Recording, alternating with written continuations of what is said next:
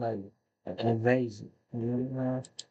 Satellites. Yeah. The rest of Arendel's debris traveled through the cosmos until they got captured by the gravity of other large bodies in space until they became part of different planets and stars at various places in the known universe. This massive outburst spread out masses of elements that would travel through space and become the building blocks of different planets.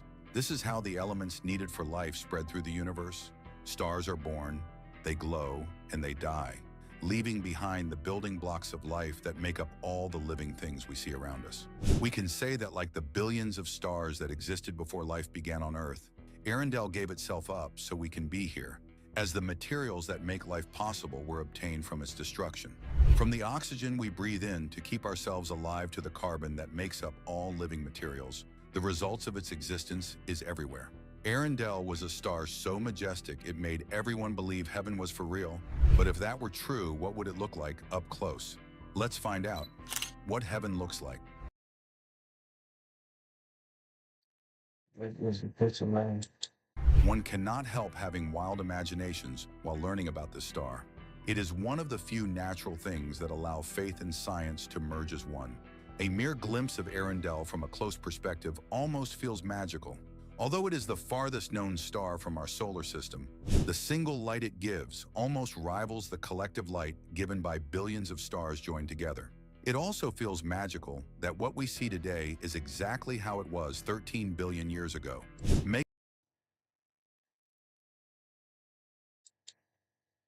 Feels magical that what we see today I think these little Earths, you know what I'm saying? Into stars, called stars. But is exactly how it was 13 yeah. Um, um,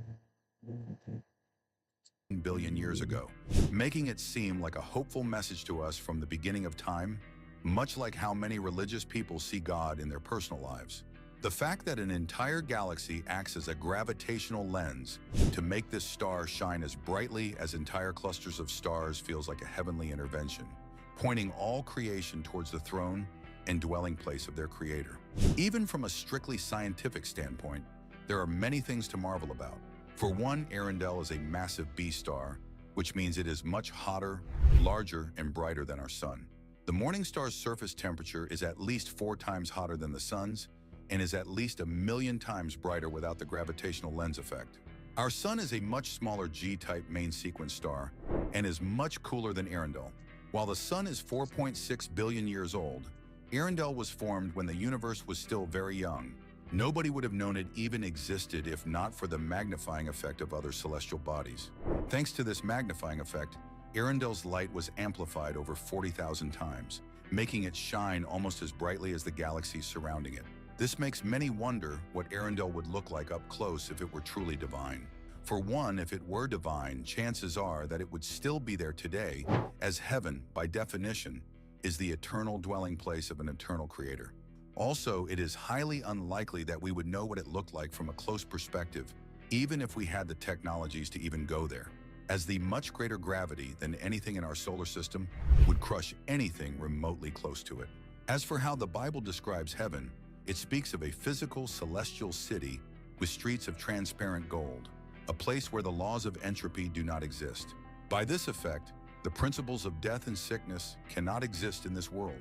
And the book of Revelation tells us that the celestial city would not dwell in space, but would come down to earth. Christ, the living morning star, would live and rule over his creation as king, shining so bright that his glory replaces the sun. Of course, many people don't believe this, but as far as Elon Musk is concerned, Arendelle points us to this reality, remembered by many astronomers as the star that brought heaven to life. So what do you think? Is Arendelle a shadow of the real heaven, or is it just another dead star in the vast cosmos? Let us know in the comments down below. If you enjoyed the I don't know what y'all think. Mhm. But don't forget to like, comment, subscribe, and share this video, and turn on the notification. let you know when